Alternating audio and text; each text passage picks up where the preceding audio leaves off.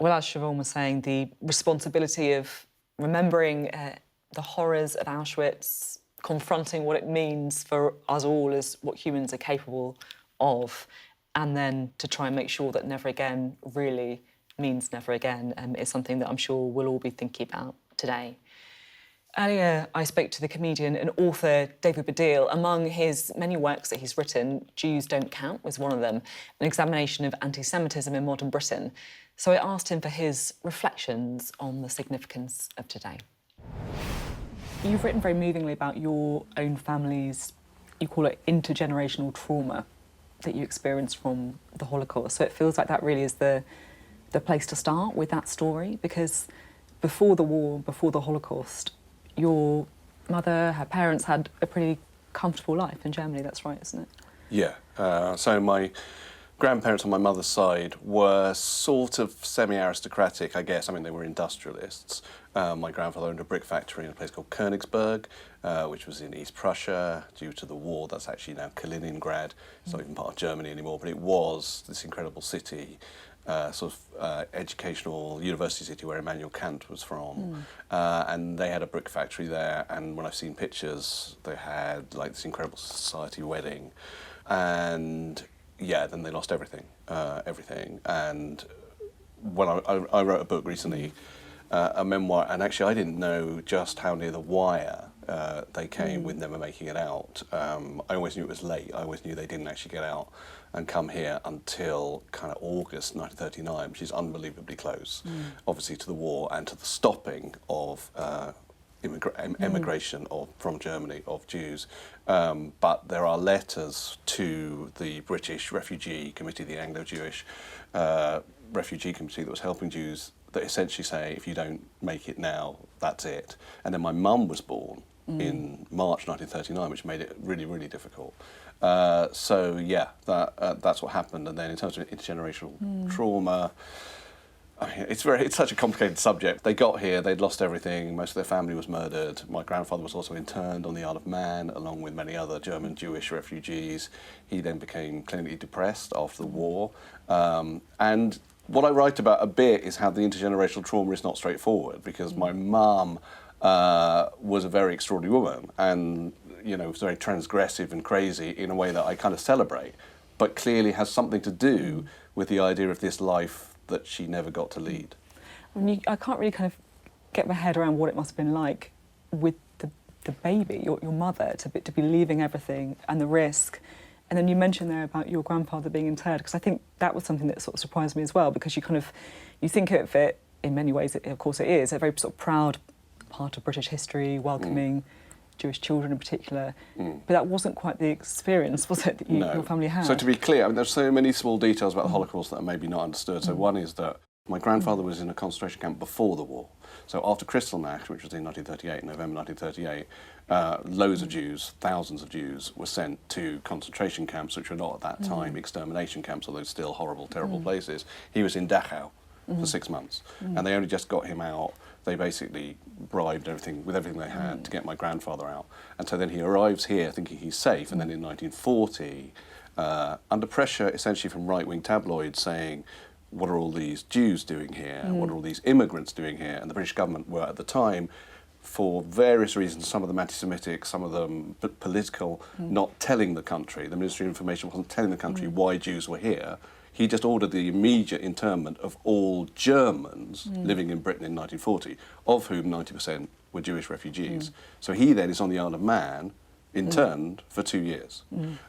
So all of that contributes to, in terms of intergenerational trauma, to the psychological trauma that my mother would have suffered as a very young child. Can you talk to me a bit about your mother? Because she sounds kind of extraordinary. Obviously there is tragedy and there is poignancy in the way that someone who's had those experiences might grow up, but there's also, for me, comedy. So for me, a lot of that book is about the fact that my mum had an affair with a golfing memorabilia salesman, golf that was really not a sport, that was a big deal in our house, although interestingly still mainly excluded to Jews in the 60s and 70s, because Jews weren't allowed into British golf clubs, and that might be one reason why she looked there to sort of sort things out. And what I think is that my mum, if she had lived in Königsberg, would have married probably some kind of Austrian sort of prince, And the nearest thing she could find in Cricklewood in 1970 was this kind of smooth golf guy. And that's kind of poignant and funny at the same time, right? It's like, at one time it's funny, and it definitely is funny. And at another time, it really tears me apart to think that when she says, she said to me once this thing about, I try to, she talked a lot about her affair being her attempt to live an exciting life. And I think what she meant by that was the life that she'd lost. That makes a lot of sense, actually. Yeah. That she's kind of thinking about the other life she could have had. Yeah. I mean, she married my dad, right? So my dad... didn't really expect it to go like this, but anyway, the Holocaust Memorial Day conversation. But in a way, the individual stories that's the thing, they're all different and they're all detailed. And the specifics are really unusual and strange a lot of the time. And they're not all just straightforwardly sad with a capital S, right? Because my dad was a working class Welsh guy, and not, I think, what she would have expected. At the same time... Not the prince, then. Not the prince, but what you need to know about my dad, of course, is that he's Welsh, he's born in Wales, but he comes from fleeing Jewish refugees in the 19th century who were fleeing from Cossacks and from Russian persecution. I mean, this is the thing about being... I did Who Do You Think You Are in the first series. And they always like to have a Jew in Who Do You Think You Are because they always like to have Nazis, because Nazis are basically fantastic TV.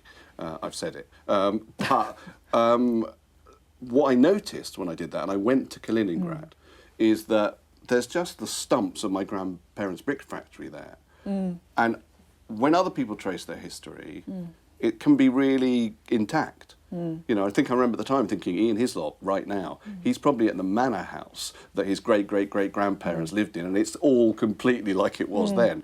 But if you're Jewish, your history is one of fleeing and rubble. It's very powerful to hear that the history is one of fleeing. Yeah. Because it's that, I guess, really shows the racism and the persecution that Jews have suffered throughout their history. One of the things I say, it doesn't occur to me to say anything else, but it's say my mother was a refugee. My grandparents were refugees. But it's strange, because I think in this phenomenon that I've identified about Jews not counting, is that vocabulary isn't often granted to Jews, I think. Do you feel that there is, I guess, a blind spot among progressives, among the left, about when it comes to the discrimination and the anti-Semitism that Jews have suffered? Well, yeah, that's my thing with Jews Don't Count, is that it's specifically about, it's not about anti-Semitism in the sort of direct way, the, as it were, traditional way that's come from the far right. It's about how the people who would consider themselves to be most concerned about discrimination, about racism, about many, many different types of marginalisation, don't apply that when it comes to anti-Semitism. They just don't apply the same language. That's a good example, I think, of how I think even calling my mother a refugee is a slightly unusual thing. Why do you think that is? Despite the fact that Jewish history is a huge cyclical loop of disempowerment, the lingering sense that Jews are essentially invulnerable, that there is a lack of vulnerability, that they don't quite qualify as to fit into the class of victim, means that you get this constant issue. And of course that is made much more complex by what's happening at the moment. Do you think there's been, I guess, a rise in anti-Semitism because of the war in Gaza? I think there's anti-Semitism exists all the time. I think unquestionably events in the Middle East are continually conflated with ideas about Jews elsewhere, which is wrong. The idea that Jews have to answer for, Jews around the world have to answer for or are considered complicit in things that happen miles and miles away is again something that is fairly unique to Jews. But I think that one of the things that needs to be understood, and in a way Holocaust Memorial Day is quite good for this, is I think that anti-Semitism is now very, very much thought of as consequent upon things that happen in the Middle East, whereas the State of Israel did not exist in the 1930s. The State of Israel was established 3 years after the war, and I hear people saying that if Israel didn't exist, then anti-Semitism would sort of go away magically, sort of forgetting that the largest global anti-Semitic event happened just before the establishment of the state. So for me, it's a kind of unfortunately a constant in the psyche of the West, in the psyche of everywhere where Jews are a minority, which is everywhere, except, in fact, Israel.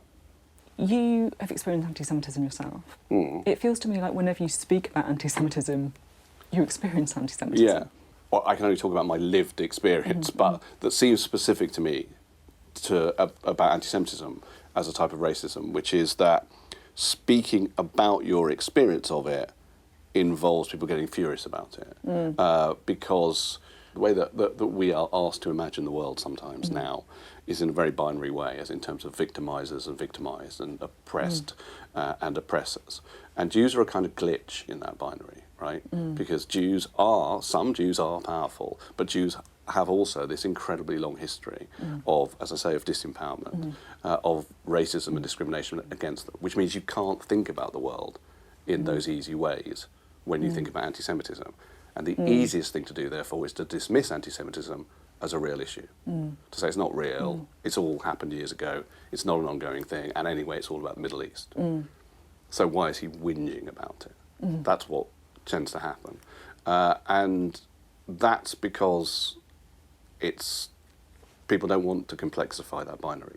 They just want to think in terms of good and evil. Yeah, which is just a completely reductive way of looking at the world. It's not for me to speak about other people's terrible history, other minorities' terrible history. And I think, again, something that happens with the way that the Holocaust is particularly thought about is that some progressives, some far-right people, can decide this is a kind of exceptionalism, that we're giving too much space and too much highlighting to the Holocaust as opposed to any other tragedy. But actually, what needs to be understood is the specificity of the Holocaust, not necessarily prioritising it against any other tragedy or atrocity in the history of the world. It had very specific elements to it, a very specific type of mass psychosis in Germany, a politicised mass psychosis, and a very specific type of industrialisation of the process of killing. And those things are not mirrored in many, many other atrocities. And that, in a way, is why it's worth remembering, because that, in a way, does illustrate why it's the kind of darkness in humanity that we need to guard against. Today, Holocaust Memorial Day, is there anything particular that you're going to be thinking about or remembering? I tend to think about my great-uncle Arno, because I was quite close to my grandma, who was called Otti, and she lived in Cambridge for the rest of her life when she came here. And she spent a lot of her life trying to find what had happened to her younger brother. She went to the Red Cross after the war and tried to find out what had happened to Arno, who was her younger brother. And actually, when I was doing Who Do You Think You Are, they had found these postcards from the Red Cross, and he was in the Warsaw Ghetto, and he's written these postcards to my grandma, and they just say, "Pray for me." And I have a picture of him. I wrote a book called The Secret Purposes, which is about the internment of Jewish German refugees on the Isle of Man. It's mainly about my grandfather's life. And I didn't really know that much about Arno. And I dedicated that book to my grandparents. And then I found out, and I said to Ernst and Otti Fabian, survivors. And then I added, and to my great-uncle Arno, and didn't add the word survivor. And I think about him a lot. He looked very like a member of my family. And it's a member of my family that I never met, and I don't really know what happened to him.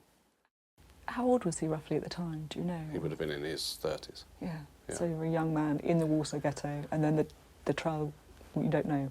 Well, he either died in the ghetto, he most likely died in the ghetto, but that's one thing I did want to say, actually, which is, so one of the things about Holocaust Memorial Day that I think it's worth mentioning is it's the 80th anniversary of the liberation of Auschwitz and the liberation of Belsen, but there are so many other places that are not mentioned. So one of the reasons we know about Auschwitz, one of the reasons we know about Belsen is that there were survivors of Auschwitz because it was a labour camp as well as an extermination camp. And Belsen was liberated when people were starving, but the Allies managed to save some people. At Treblinka, at Sobibor, at Belzec, at Chelmno, these were totally dedicated extermination camps. Hundreds of thousands of people died there. And the reasons we don't know that is those people went straight to the gas vans or the gas chambers or the ovens or the forests to be shot.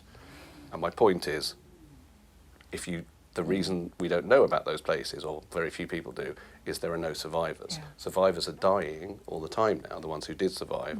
So therefore the worry is we will soon not know any names. That's the thing, isn't it? People who cannot tell their story Yeah. because they're not here to tell it. Yeah. Which is what happened with your relative in the Warsaw Ghetto as well. Yeah, well, I've tried to tell it a bit. You have. Yeah. You definitely have, Yeah. which is great. Yeah. But it's been really, really powerful speaking to you today. Thank you, and we Sophie. really appreciate having you here to discuss it. Thank you. Thank you very much.